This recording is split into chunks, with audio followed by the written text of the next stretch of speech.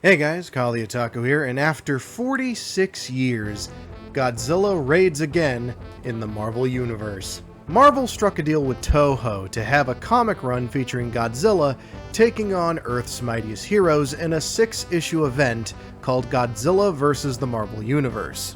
6 issues, each pitting a different hero or team against the King of the Monsters. So far, 5 of the 6 issues have been released. The 6th and final issue, Godzilla Vs Thor, releases early July. But I really want to talk about this, so I'm going to split the review into 2 parts. The first covering the first 3 issues, and the second covering the last 3 issues. But before we dive in, let's clear the air around the whole Godzilla comic book mindfuckery. For the longest time, practically a decade now, IDW was the sole company to adapt Godzilla into Western comic books. They were given permission from Toho to release new and original stories around the King of the Monsters, complete creative reign over the character as long as the characteristics of the kaiju remain the same. Then when Legendary got the rights to do the American reboot of the character, Legendary's comic department, yes, I was surprised they had that too, printed prequel paperbacks to correspond with their MonsterVerse releases. Jump to 2023, Legendary strikes a deal to team up with DC to produce the first MonsterVerse collab, Justice League vs. Godzilla vs. Kong. So we have Godzilla in standalone IDW comics, Godzilla in DC comics, and now Godzilla in Marvel. Now that that's all cleared up, let's dive into Godzilla vs. the Marvel Universe with their first release, Godzilla vs. the Fantastic Four. The issue begins atop the Baxter Building, where the Four sprint to the Fantastic Car, and the dialogue is very comic booky. Talk about a revolt in development! Could what it say on the radio be true, Reed? Perhaps. It's almost too apocalyptic to believe. The dialogue is very Bronze Age, which isn't an issue in my opinion. If anything, I find it kinda charming. Like the comic is paying tribute to an era that the original Marvel Godzilla debuted. Mr. Fantastic explains that during Godzilla's first attack, which wasn't in 1954, I guess? We don't know since the comic isn't time-stamped, but I digress. The Fantastic Four flew to try and give aid, but arrived too late to even see the beast, let alone fight it. But thankfully, Dr. Serizawa managed to kill it with the oxygen destroyer shortly after its initial Tokyo attack. So this assumably didn't take place in 1954, but still follows the original film's lore, since there was a Dr. Serizawa who built and used an oxygen destroyer to try and kill Godzilla. Fine by me. But it seemed as though the destroyer wasn't enough, since Godzilla has made landfall in New York City. The Four, rightfully fearful after seeing the aftermath of its original raid on Tokyo, spring into action and try to force Godzilla back out to sea. Sue ensnares Godzilla in invisible chains, while Johnny and Ben begin the assault. Johnny blasting Godzilla from above with flames, and Ben cannonballing into its head and clobbering it in the face. It's Reed who gets the biggest hit in, however, as he stretches his fist 10 times his normal size and delivers a nasty punch between the eyes. This actually manages to drop Godzilla for a second, but the monster retaliates with its signature atomic breath. After which it oh my, that is an unfortunate image. When I look at this face, I don't hear the King of the Monsters. I hear this. I'm trying to use the phone! Actually, let's take a minute to talk about some of the artwork in this issue. No offense to Ron Romita Jr. and Scott Hanna, the Four look pretty good. There isn't many panels where the team looks uncanny, but for some reason they seem to be having trouble keeping a consistent design for Godzilla between panels, leading to some very unintentionally funny images. I am so saving this image for a meme later. Godzilla makes it to shore, but Reed hatches a plan to take Godzilla down by zapping the shit out of it by electrifying the exterior of the Baxter Building. The plan appears to work as the big guy seems to be down for the count. But then, the four find themselves with a much bigger problem. For King Ghidorah has made it to Earth. First issue in. Already have King Ghidorah. Couldn't have waited for 1 or 2 issues before adding Godzilla's literal arch nemesis to the comic run. Just gotta pop the cherry early and get it over with, huh? Just quick as humanly possible.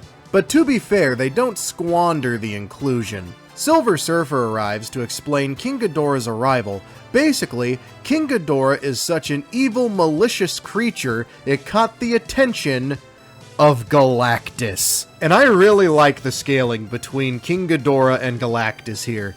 If that's how big Galactus is compared to Ghidorah and Godzilla, you can believe that is a motherfucker who eats planets. But I do find this panel of Ghidorah sitting on Galactus' arm kind of funny.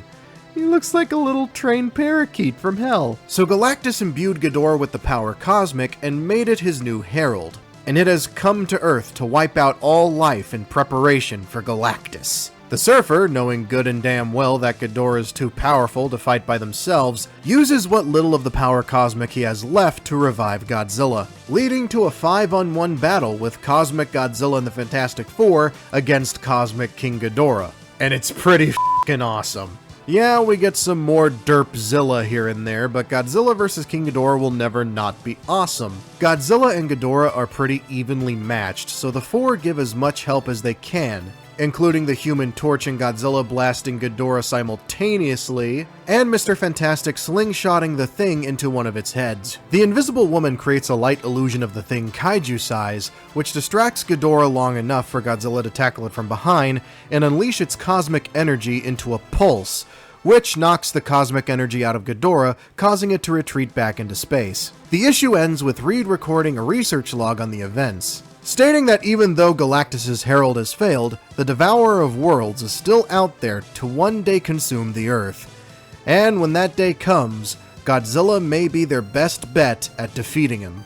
Or not, if, again, this is to scale, but maybe Reed will invent some kind of scientific bullshit to give Godzilla some form of edge?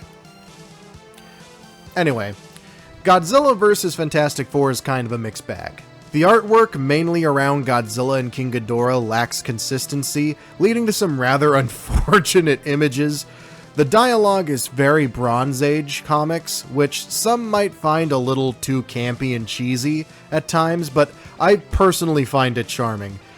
And it brings in Godzilla's most recognizable rival way too early. But I found the idea of Galactus making Ghidorah his new herald kind of interesting, and I think that was the smartest way to write Ghidorah into this story. As first issues go, this one is a little rough around the edges, but the next issue, Godzilla vs Hulk, I think brings the run back on track. We open on Bruce Banner, years after finally finding a way to suppress the Hulk, approaching Dr. Demonicus. Demonicus claims to have built a kaiju incinerator device to destroy Godzilla. In this timeline, Ross believes he killed the Hulk, and now, without a rival, he decided to dip his toes into the kaiju hunting business. The plan is for Demonicus to mind control the spider kaiju Kumonga into attacking and brutalizing Mothra so her cries of pain can lure Godzilla into the trap. In short order, Godzilla makes landfall, this time designed after the 70s suit used in Godzilla vs Mechagodzilla and Terror of Mechagodzilla. It's at this point that Godzilla in further issues is designed after different era suits, which is smart in my opinion because it avoids all of the art inconsistencies in the previous issue. Ross, being the human embodiment of G.I. Joe, leaps from a news chopper and parachutes into a missile silo. There he meets up with Banner and both men enter 2 loading bays. Loading bays to what, you might ask? 2 Mechagodzilla mechs built by Tony f***ing Stark. 1. Tony Stark building Mechagodzilla. Brilliant. 2. Tony building 2 Mechagodzillas. 3. It's explained in this universe Godzilla killed Tony shortly after building these machines, I assume in a crumbling Stark Tower, getting the old General Hondo treatment. The 2 Mechagodzillas and the mind-controlled Kumonga begin their assault. launching missiles trying to web him up, but Godzilla manages to stay in the fight, disarming and pummeling Ross's Mecha G into the ground. Afterwards, Godzilla decided to play a round of kill it with fire and blasted Kumonga with his atomic breath, which I'm sure pleased a certain friend of mine. It's here Demonicus reveals his true plan. The years of hunting and fighting kaiju has left him horribly scarred and disfigured, and he seeks revenge on both kaiju, Ross, and his kaiju task force. In the original Marvel canon, Dr. Demonicus was disfigured by being exposed to the Life Stone, but here it's years of battle scars fighting monsters, which begs the question: what kaiju turned mans into Mick Thompson?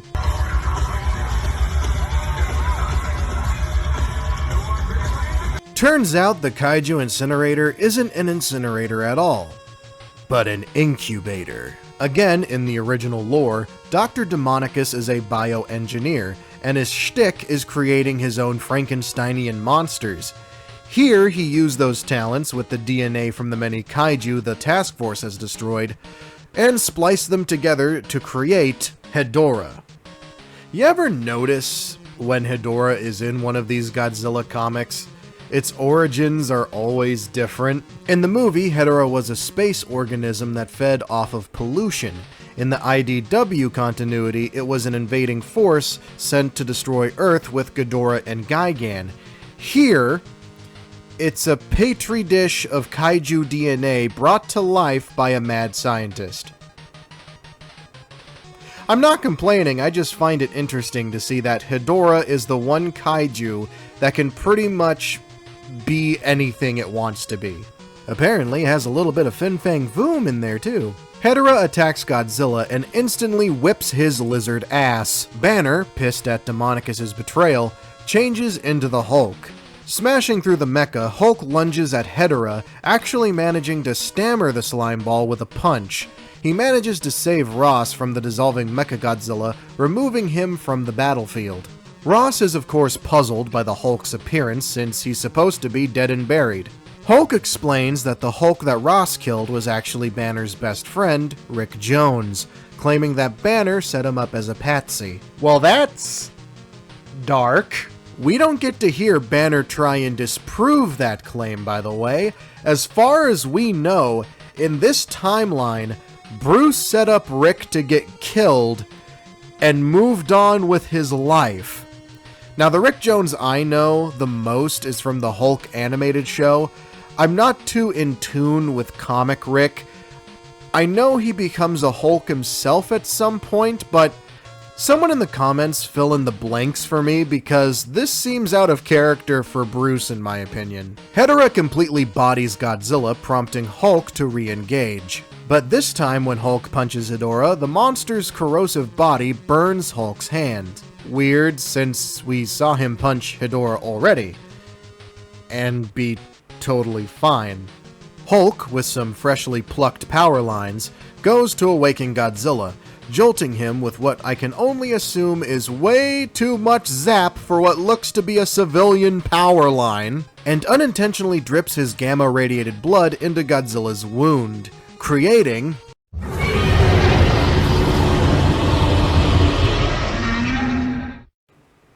one of the coolest things I've ever seen in a Godzilla comic. I mean, look at this beefy bastard. And look at Hedorah.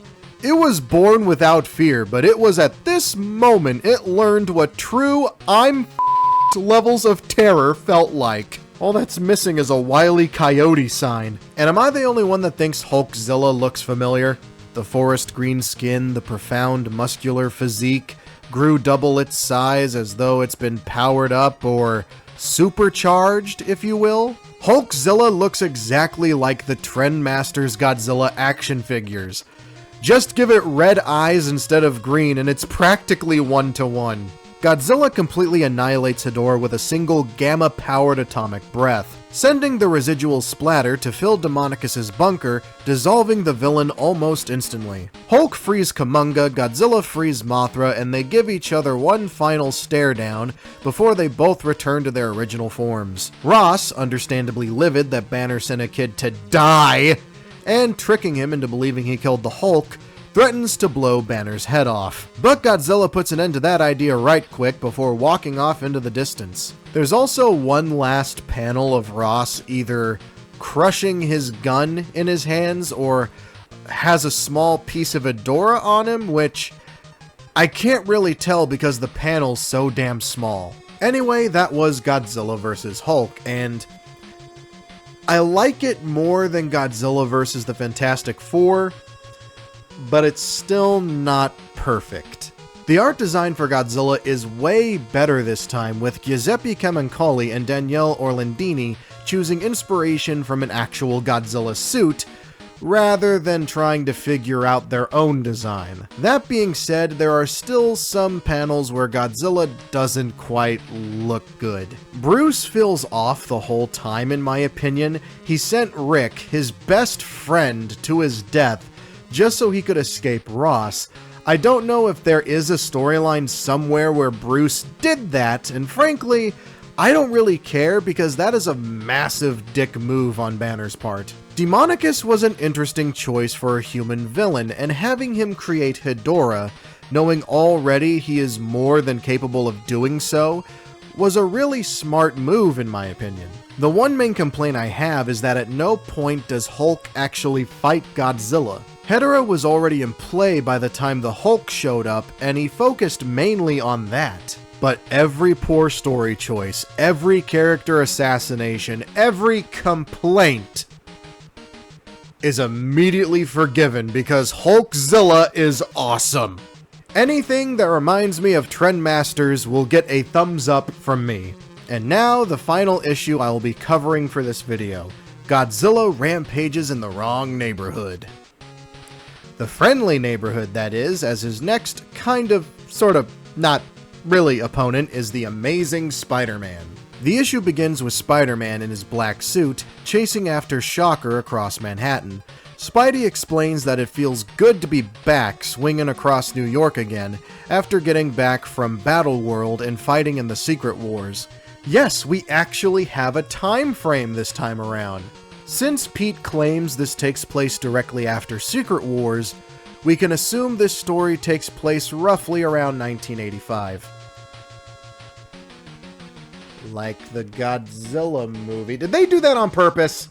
Anyway, Spidey catches up to Shocker and they engage in a classic one-on-one brawl, as Pete catches us up on what's happening in his life. He tested out the black suit, started a rather intimate relationship with Black Cat, and dropped out of college to God only knows. The brawl continues until, arising out of the Hudson River, Godzilla arrived in New York. Again, this time designed after his Heisei era look. I swear to God, they are doing this on purpose! Spider-Man rightfully puts a pin in the Shocker fight to focus his efforts on Godzilla, who, according to Pete, appears to be looking for something. Godzilla makes a beeline for Pete's apartment building, a situation made all the worse when Spider-Man discovers that Mary Jane has returned from Hollywood to visit him. And if I wasn't sure before that this took place in the mid-80s, Mary Jane's hoop earrings, denim overall shorts, leg warmers, and Velcro Marty McFly Nikes kind of cement it. He manages to save Mary Jane in the nick of time before Godzilla destroys his apartment and swings her to another building that Black Cat is already atop of. You know what that means.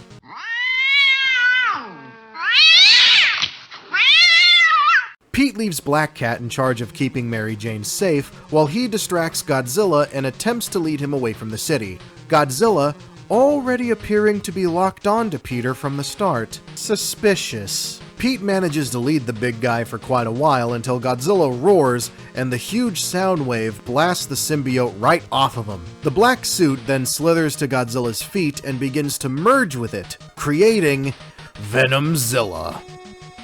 I'm beginning to notice a pattern here. It's here we learn that Godzilla was in fact looking for something.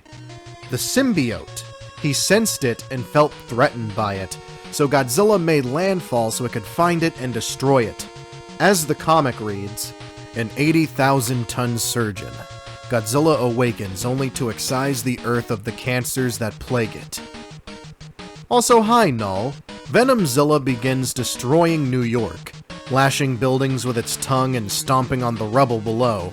When Spider-Man flies in with Shocker's gauntlets, deducing that the sound waves from Godzilla's roar is what disrupted it the first time. With a sonic punch to the face, Spider-Man blasts the symbiote off of Godzilla, freeing him. But as we all know, Venom doesn't take rejection that well. So the semi-formed Venomzilla lunges at Godzilla in a vain attempt to merge with it once more. But Godzilla has had enough of this bullshit, grabs it by the tongue, and blasts it point blank with its atomic breath. Godzilla reprimands Spider-Man for bringing that thing to Earth to begin with, and swims off into the sunset. We then cut to Eddie Brock stealing a camera from the corpse of a Daily Bugle photographer. He plans on using the photos to burn Peter for ruining his career, when a black tentacle drags him into an alleyway.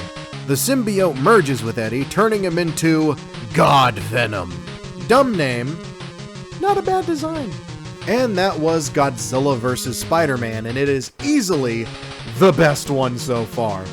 We got Spider-Man's iconic wit, snarky inserts from artist Nick Bradshaw, who, along with Rachel Rosenberg, bring the best art design so far in these comics. Godzilla's design is nice and consistent, the Heisei design is adapted great in the artwork, having Godzilla hunt Peter because of the symbiote being an alien threat is a great idea because Godzilla sensed planetary threats before in a lot of the movies. This is a fantastic issue, and it easily peaks the comic run.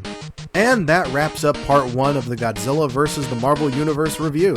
Hope to see you guys next time when we wrap up the series with Godzilla vs. the X-Men, Godzilla vs. the Avengers, and Godzilla vs. Thor. Till next time.